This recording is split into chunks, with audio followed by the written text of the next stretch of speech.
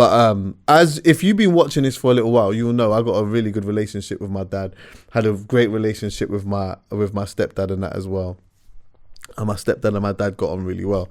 But anyway, yeah, let me tell you something funny about my dad. Yeah. And somebody in the world must be able to relate to something like this, yeah. So hear this. The other day, yeah, I said to myself, you know what? Like, I could really do with my dad cooking a bunch of food for me and then me putting it in containers and eating it throughout the week and whatnot, yeah?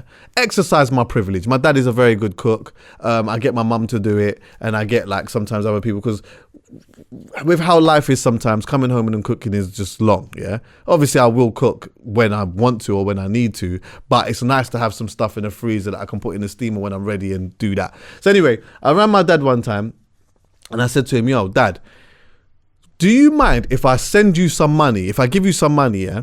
And then you just cook up a big food, and then I just come there with some containers, and then, you get what I'm saying, container up the thing, and then I can eat it throughout the week or whatever. Or whatnot. He's like, yeah, of course. He goes, just let me know a day before. Just let me know a day before. So I said, all right, cool. So anyway, now, the other day, I thought to myself, nah, you know what? Like, I'm going to check my dad today.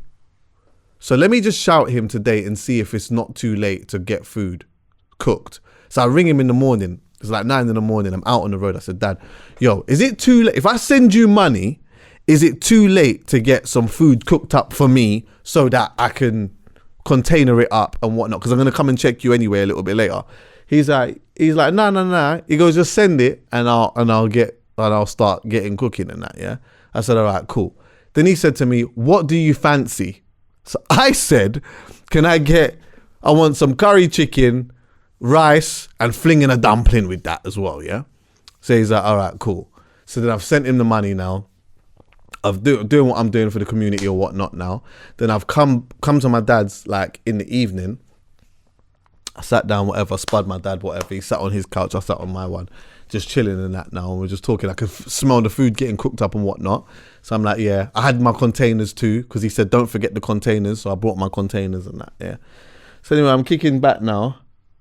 Do you know what my dad said to me? He said to me, anyway, so listen, yeah. I've been eating too much chicken recently, so I cooked oxtail instead. I said, you what? He said, I've been eating too much chicken recently, so I'll cook some oxtail instead. So I said, let me rewind this a piece. Yeah. I rang you and said, is it all right if I send you money so that you can cook me something for the week? Yeah. So I can put it in containers and eat it for the week. Yeah.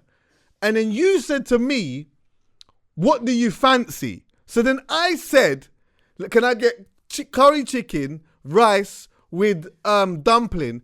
And then you're telling me that you ate too much chicken, so you cooked oxtail instead. I couldn't believe it when he said this to me.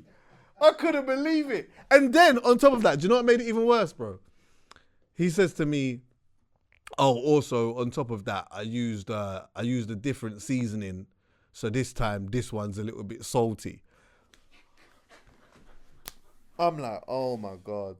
My dad, who is a wonderful cook, I asked him for chicken, rice, and to fling in a dumpling.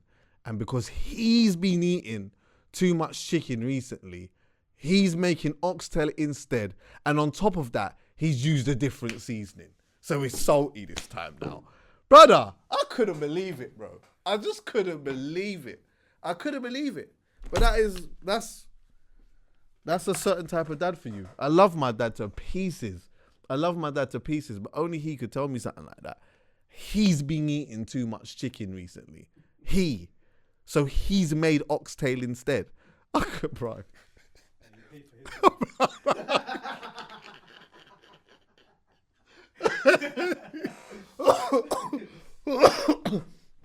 That is a story I'm always going to tell. I'm always going to tell that story. Bro, do you know what it is? Yeah, I said to my dad when I was leaving the yard. I said to him, he goes, because he realized at first that I was a bit agitated about it. Yeah, but then afterwards I started to find it funny because I'm like, I can't believe that you just said this with your whole chest like that. He just leaned back in the sofa, and just casually said, "You know what? I've just been eating too much chicken recently, so I made oxtail instead." I said, "Oh my God!" But you know what?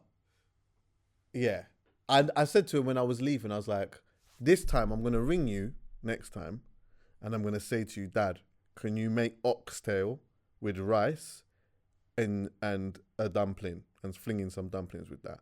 And then I need you to do what you've done. Because if I ask him for the oxtail, I'm sure I'm going to get the chicken now. Yeah. Do you get what I'm saying? He'll give me the chicken now if I ask him for the oxtail. So... Or say... I make your oxtail. Yeah. Or he'll say that he made me chicken foot soup. That's probably what he'll tell me. Yeah, don't worry, man, I made you chicken foot soup. But yeah, my dad's a wonderful cook though, and so big up to my dad still. And you know, I've actually been having a few conversations recently about like father figure and my dad and all of that, because Father's Day was just around the corner, and yeah, a few people had reached out to me to talk about my experience in that. And I think if you've been watching this for a long time, a lot of you lot would know that like I'm very lucky and I'm super privileged in that section where my dynamic was so different to anyone else's or most other people's, in a sense that my parents split up when I was young, but my dad was always in my life and always vacant, always present. There was never a moment where I didn't think that I couldn't speak to my dad about certain things. And in fact, same with my mum as well. But in essence, like, there's certain things that I would probably be quicker to speak to my dad about, because, you know, like, there might be certain things I'd chat to my mum about after the fact. But if I talk to her about it in the moment, she's going to panic or she's going to react a certain type of way, yeah? Whereas with my dad, it would be a little bit different. Still being though, I could chat to my mum.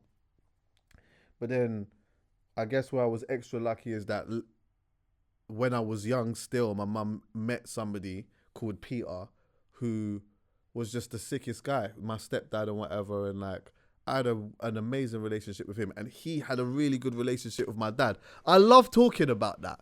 I love talking about the fact that my dad and my stepdad got on really well. I remember even having conversations with people that would talk about like, I could never call a man my stepdad and that. And I'm like, big man, if you saw how certified this man was to my mum, yeah,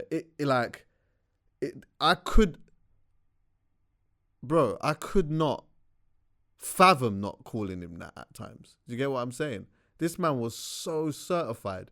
And what I respect about him so much, because someone asked me the other day, they were asking me about like the integration period between my mum meeting Peter and like how I got to know him. And I can't remember that because I was just too young. I don't remember the integration period and that and all of that stuff between him and my dad and all of that. All I can say is in hindsight, looking back and understanding his personality too, I think this man stepped into my mum's life, and before he could even love my mum, before he could even get to the point of loving my mum, he had the most amount of respect for her. Like, he super respected her. So he stepped into a dynamic and he said, okay, cool. I've seen the dynamic between you and your son and his dad and all three of you. And this is important to you? Is this important to you? Cool. If this is important to you, I'm going to ride by that then. And he just stepped in and acted accordingly. He didn't try to be my dad. He didn't try to do too much. He didn't try to do any of that. But one thing that he did do was when he stepped in, he loved me like a son. Do you know what I mean? He loved me like a son, was always there, vacant, present. But more importantly, he just loved my mum to pieces. One of my biggest flexes I used to always say, was that my mum is the happiest woman I know. Genuinely. My mum is the happiest woman I know. So when you see a relationship like that and you see how two people can love each other and build with each other and that, and on top of that, like the respect that he had for my dad and me and all of that. If he then went and turned around and also the fact that he married my mum, he was with my mum for years, 20 plus years or whatever. If he walked down the street and someone that he hasn't seen for a little while says, yo, is that his son? And he says, yeah, I'm not mad at that. I'm not mad at that. This man passed a bag of tests. He'd passed a bag of tests. It wasn't like a thing he stepped into a situation and then a week later, a month later or whatever, he's just calling me his son and I'm stepdad and all of that type of stuff. Not like that. Man came in, played a role, showed the most amount of respect, was certified, was reliable, was obviously loved my mum to pieces and that. And I think from that, my dad just respected him. Imagine, yeah, a man can die. Peter died in my arms, yeah. And the first people that came to the house to see my mum was my dad's family. Could you imagine that?